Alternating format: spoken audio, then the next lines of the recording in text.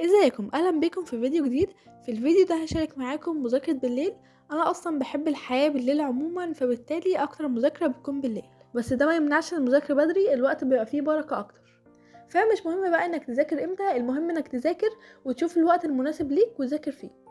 انا النهارده بقى كنت عامله جدول مذاكره، وان المفروض بقى كنت هذاكر الصبح وكده، بس حصلت لي ظروف فمعرفتش اذاكر، فما استسلمتش برضو وقلت هذاكر دلوقتي.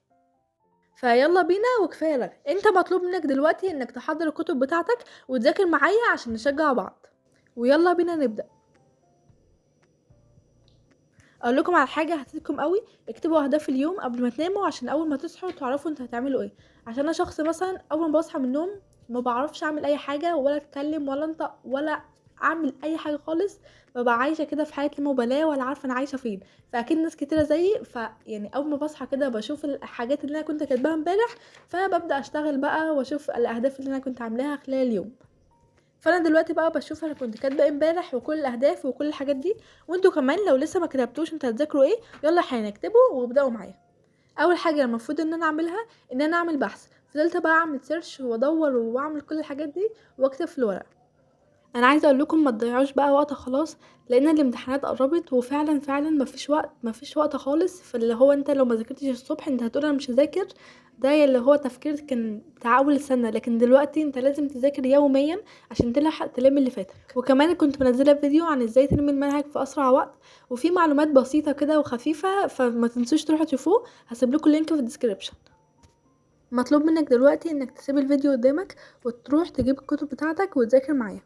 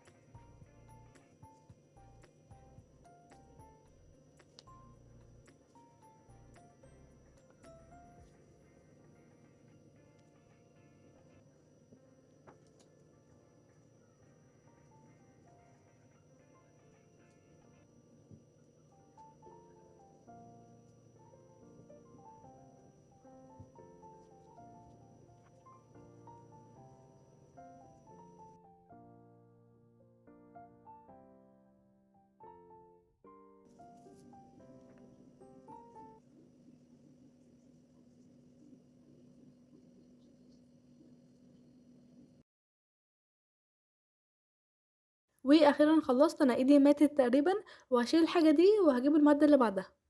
وبكده الحمد لله اول مهمه خلصت.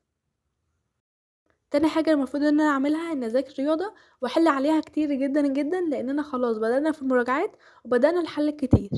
وانا بذاكر رياضه بذاكرها بكذا خطوه. اول خطوه ان بقرا المساله كويس جدا جدا وبفهمها وكل حاجه تمام. تاني حاجه ان بنقل المساله في كشكول خارجي، وانا ابدا ان انا احل بايدي، وان انا بحل بقى المساله نفس المساله اللي انا فهمتها. وبعمل كده في كل المسائل. يعني مثلا ما بروحش احل على طول، لازم اشوف شكل السؤال وشكل الاجابه وشكل الحل عامل ازاي واحل زيه، وبعد كده اروح على الاسئله اللي مش محلوله. ودي احلى طريقه تذاكروا بيها الرياضه.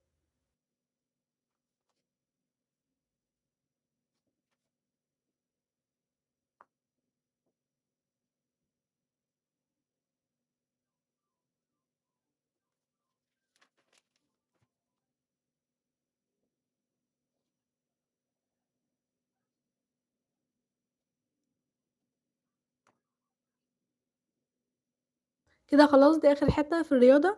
هنا بقى انا تعبت خالص، مش قادره، اللي هو دماغي مش قادره استوعب حاجه تاني. فهقوم بقى اعمل حاجه اشربها. ودي احسن طريقه بعملها للشاي. يعني انا مش كيفه شاي قوي، بس بحب اللي هو الشاي بالنعناع ده. وجربوها هيعجبكم جدا. واللي هو لو انتوا ما بتحبوش الشاي اعملوا شاي بالنعناع، وما تعملوش بقى بالطريقه اللي هو بالكاتل وكده، اغلوه هيبقى حلو قوي.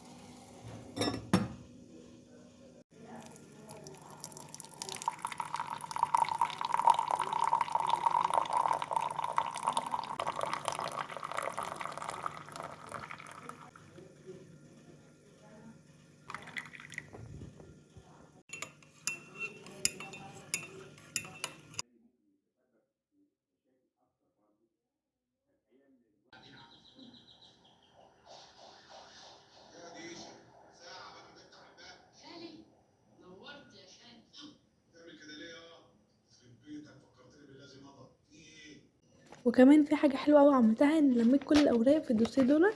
كان مثلا في الفيزياء والإنجليزي كان معايا أوراق كتيرة جدا، وكان في ورق بيضيع وكنت بتضايق، فجبت الاتنين دوسيه دولت وحفظت كل الورق فيه. فحقيقي فرق معايا، لأن كان كل حاجة بتضيع حرفيا وكل حاجة ما بلاقيهاش، ودي يمين ودي شمال، فلميت كل حاجة. وبعد بقى ما خلصنا التلفزيون والشاي وكل الحاجات الجميلة دي، الصراحة انا فقت وكنت عايزة انام جدا، بس دلوقتي فقت وكل حاجة بقت تمام. دلوقتي بقى المفروض ان انا اذاكر درس احياء جديد، بس قبل ما اذاكره كنت سايبة كده جزء احله، لان كنت زهقت خلاص من المذاكرة قبل كده، وقلت هسيبه للمرة الجاية. فدلوقتي هحل درس على الجزء اللي انا كنت سايباه، وبعد كده هذاكر درس الاحياء.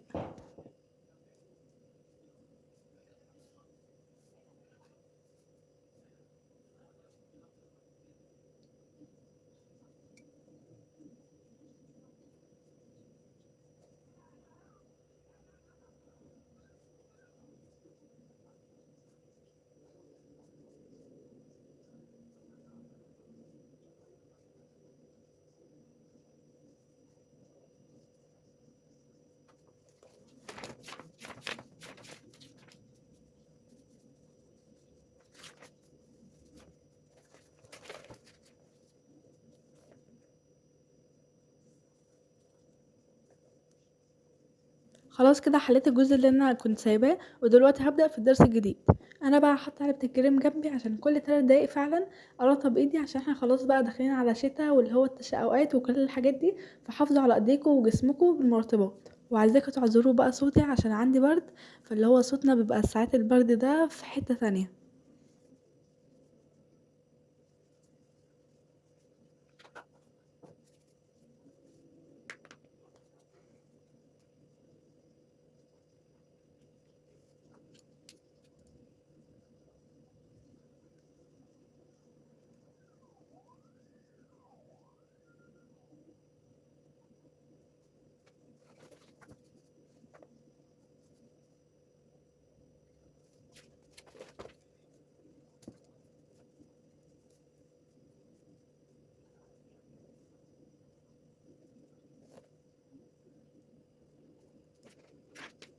وانا قاعده بذاكر فجاه جت في دماغي ان اقوم اجيب جزر، وهنا افتكرت بقى ان انا كنت حاطه كريم، فقلت خلاص يعوض علينا ربنا وهحط تاني.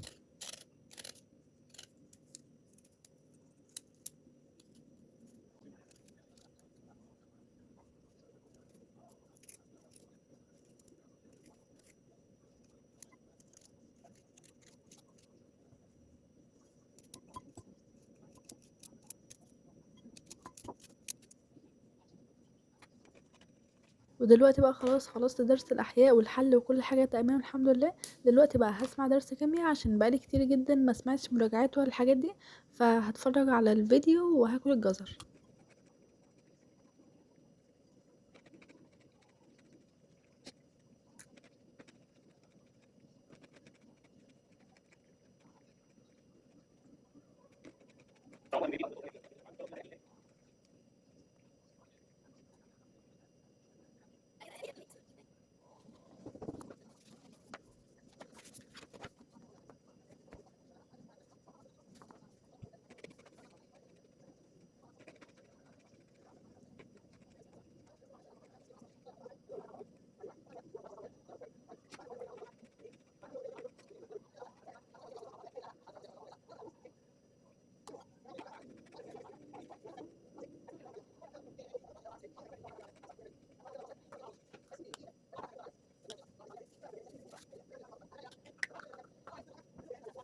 وبكده الحمد لله اكون خلصت كل المهام اللي كانت عليا خلال اليوم. والصراحه انا مبسوطه جدا جدا ان انا قدرت اخلص كل الحاجات دي الحمد لله، وانتوا كمان تقدروا تعملوا كل الحاجات دي واكتر كمان.